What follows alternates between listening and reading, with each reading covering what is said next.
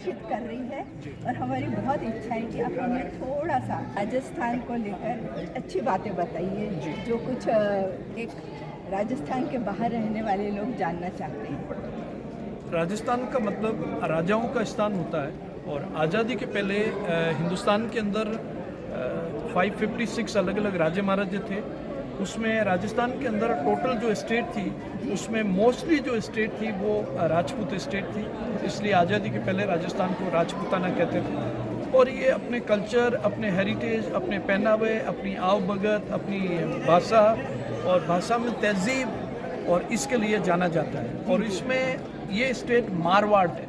तो मारवाड़ उन लोगों के लिए फेमस है जो दुनिया भर में टॉप मोस्ट जो बिजनेसमैन मारवाड़ी कहलाते हैं वो सब यहाँ से बिलोंग करते हैं। और मारवाड़ में ये जो जोधपुर शहर है ये तो स्पेशली अपने पहनावे के लिए और खान पान के लिए जाना जाता है। दूसरी जगह की अगर अपन भाषा की बात करें, केसरिया बालम आओ नी पधारो मारे देश, ये आप जैसे जो बाहर के लोग हैं उनके सिर्फ स्वागत के लिए है कि पधारो मीन्स आप आइए, मारे मेरे देश मतलब हमारे प्रदेश, हम आपका स्वागत, हम हमारी आंखों की पलकें बिछा करके आपका स्वागत और अभिनंदन करते हैं। जी। और आप अपना नाम और थोड़ा ये बताइए, थोड़ा सा आपका जी, मेरा नाम डॉक्टर शक्ति सिंह है और इतिहास में मैंने शोध किया है, मारवाड़ के इतिहास के ऊपर मैंने पीएचडी करी है। अरे वाह। और ये जो जोधपुर शहर जिन्होंने बसाया था राव जोधा जी, जिनके नाम के ऊपर जोधपुर शहर है, उनके नंबर 4th जो संत है राव दूधा जी, वो मेड़ता एक छोटी सी स्टेट का उन्होंने स्थापना करी थी और वहाँ रहने के कारण मेड़तिया राठौर कहलाते हैं। उसी वंश में जन्म लेने का सौभाग्य मुझे प्राप्त हुआ। आपका बहुत बहुत अभिनंदन कि आप बहुत अच्छे खानदान में पैदा हुए और हमको आपने जो आज एज ए गाइड आपने हमको बहुत अच्छी अच्छी बातें बताई। तो मेरे को उसमें से एक चीज़ पूछनी थी, जो आपने सती प्रथा को लेकर एक बताया था कि सती क्यों होते थे, आपने ये क्वेश्चन मुझसे किया था पर मुझे नहीं समझा था कि वास्तविकता क्या है, वो जरा बताइए। एक्चुअल में बहन जी, राजस्थान में सती प्रथा थी नहीं, सती प्रथा बंगाल में थी जहाँ जबरदस्ती सती किया जाता था। अच्छा। हमारे यहाँ जबरदस्ती सती करने का सिस्टम नहीं था, बल्कि जो आक्रमणकारी जिन्होंने हमारे यहाँ पर आक्रमण किया था उनके धर्म में ऐसा लिखा हुआ है कि अगर किसी महिला की डेथ बॉडी भी उनको मिल जाए, उस डेथ बॉडी के साथ में भी वो गंदा काम करें तो उनकी नजर में वो बुरा नहीं है। इसलिए हमारी स्त्रियां नहीं चाहती कि मरने के बाद हमारी बॉडी को कोई टच करे। इसके लिए वो सती होती थी या जोहर करती थी ताकि उनकी बॉडी किसी को नहीं मिले। राजस्थान में सती प्रथा, ये बात आपने बहुत अच्छे से समझाई और ये यानी अब लोगों को क्लियर भी हो जाएगा कि कारण इसका क्या था। ये कारण था कि उनकी बॉडी नहीं मिले, ताकि अगर बॉडी नहीं मिले तो फिर किसके साथ गंदा काम करेंगे। तो इसके लिए जो है सती वाला सिस्टम हमारे यहाँ पर शुरू हुआ।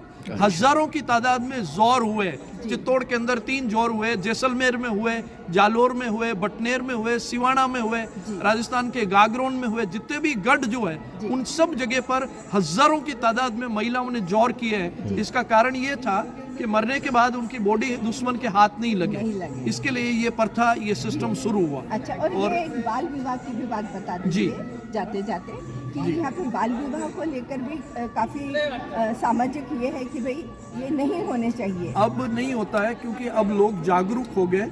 ये एक रूढ़िवादी परंपरा थी और परंपरा का कारण ये था कि यंग एज में जो आक्रमणकारी, जो दुश्मन विधर्मी जो लोग हैं वो उठा करके ले जाते थे लड़कियों को। तो इसके लिए सारी की सारी स्त्रियों, बच्चियों को इकट्ठा करके एक साथ सामूहिक उनके विवाह कर दिए जाते थे। अच्छा। तो जो बड़ी लड़कियां उनसे लेकर के 12-13 साल की लड़कियों की भी शादी कर देते थे डिफेंस के लिए। हाँ, तो उसके बाद में ये परंपरा बन गई। दूसरी जितनी भी जो अनएजुकेटेड लोग हैं, अब जो एक लड़की की शादी है तो 10 लड़कियां जो साथ में है, खर्चा बचाने के चक्कर में उनकी भी शादी कर देते हैं ताकि 10 बार शादियां नहीं करनी पड़े। सामूहिक, तो उसमें बाल विवाह है। लेकिन उनका जो गोना करते हैं वो 18-19 साल के बाद में ही करते हैं। शादी हो जाती है, ससुराल नहीं भेजते उनको। तो सिर्फ और सिर्फ खर्चा बचाने के चक्कर में बाल विवाह की ये रूढ़िवादी परंपरा शुरू हुई। लेकिन अब ये खत्म भी हो रही है। अब तो और अब अक्षय तृतीया को ये सब चीजें देखने को बहुत इक्की दुक्की मिल रही है।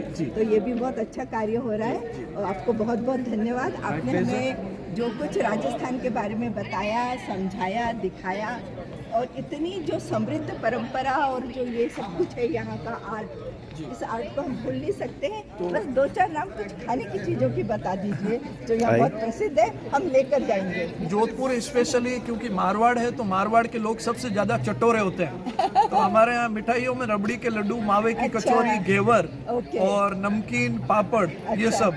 और मारवाड़ी ज्यादा ही चटोरे होते हैं, इसलिए सब्जियों में हमारे यहाँ दाल बाटी चूरमा यहाँ का फेमस है, जो बाटियों में खूब सारा घी डाल करके लोग खाते हैं। और इसके अलावा ड्राई फ्रूट्स की सब्जियां बनती है, काजू, केर, किशमिश की सब्जी, हल्दी की सब्जी, ड्राई फ्रूट्स की यहाँ पर सब्जियां, गट्टे की सब्जी, सब देसी घी में बनाते हैं यहाँ पर।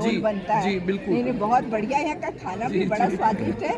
हम जहाँ जहाँ घूम रहे हैं बड़ी मजा आ रही है और बहुत अच्छा खाने को मिल रहा है। इतने टूरिस्ट यहाँ आ रहे हैं और सभी लोग बहुत एंजॉय कर रहे हैं आपके राजस्थान को। तो ये राजस्थान तो हम तो भगवान से प्रार्थना बोल रहे हैं, लेकिन हमको लग रहा है ये हमारो भी है, आपका ही है। और हम तो ये चाहते हैं कि आप लोग आते रहें, जिससे कि आप लोगों की वजह से इन गढ़ किलों में पहले की तरह वैसी की वैसी रौनक है। तो ये सुनने अच्छे नहीं लगते, इसमें भीड़ भाड़ अच्छी लगती है। पहले युद्ध होते थे, सैनिकों की, राजे महाराजाओं की, रानियों की हलचल थी, और आज आप लोग इस किले की आप लोग रौनक है।